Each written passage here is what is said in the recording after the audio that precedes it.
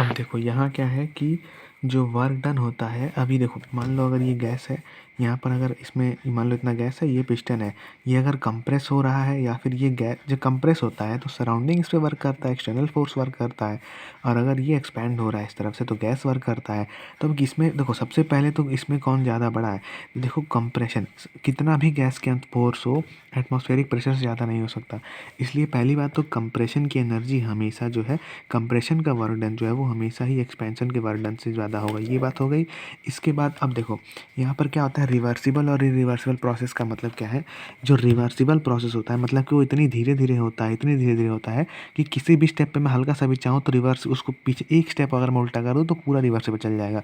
लेकिन जो इरिवर्सिबल होता है वो ऐसे से होता है एकदम से हाथ ना हो जाता है, तो इतना जो है ना कि एकदम बहुत ही सडन प्रोसेस होता है, तो इसकी वजह से अब वर्क डन पे भी असर पड़ता है। वैसे तो इसको याद करने का तरीका हो गया है इर्री।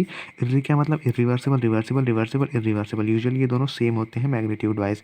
अब ये किसके लिए है, ये कंप्रेशन के लिए है, ये है अपना वर्क डन एक्सपेंशन के लिए।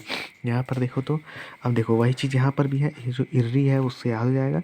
अब ये जो रिवर्सल प्रोसेस में वही कि स्मूथली काम करता है, और जब स्मूथली रिवर्सिबल देखो क्या है कि स्टेप स्मूथली होता है रिवर्सिबल प्रोसेस में। तो मैं जब देखो जब गैस एक्सपैंड हो रही है तो कौन वर्क कर रहा है, जो प्रेशर इंटरनल है गैस की वो वर्क कर रही है।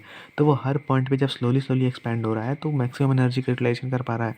वहीं अगर मैं कंप्रेशन की बात करूँ तो कंप्रेशन में अगर होगा तो कंप्रेशन ऑब्वियसली बाहर से हो रहा है, बाहर से अगर स्लोली स्लोली कंप्रेशन होगा तो गैस तो देखो इसका कॉन्सेप्ट बहुत क्लियर नहीं है, लेकिन इतना मान सकते हो कि एटमॉस्फेयर को पता ही नहीं चलेगा मैंने कितना फोर्स लगाया, इसलिए वो कह देगा कि मिनिमम वर्क मैंने किया है।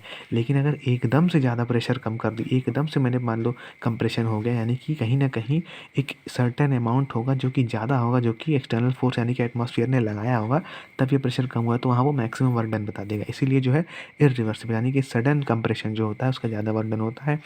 एंड अगेन एटमॉस्फेयर वर्क करेगा, फिर गैस वर्क करेगा, उसमें तो एटमॉस्फेयर का यानी कि कंप्रेशन का ज़्यादा होगा। यही है कि वर्क डन इज़ इन्फाइनाइटली है, फिर ये सब चीज़ एक्सप्लेन हो गई। मतलब जितना कॉन्सेप्ट मैंने बोला ना बस उतना था।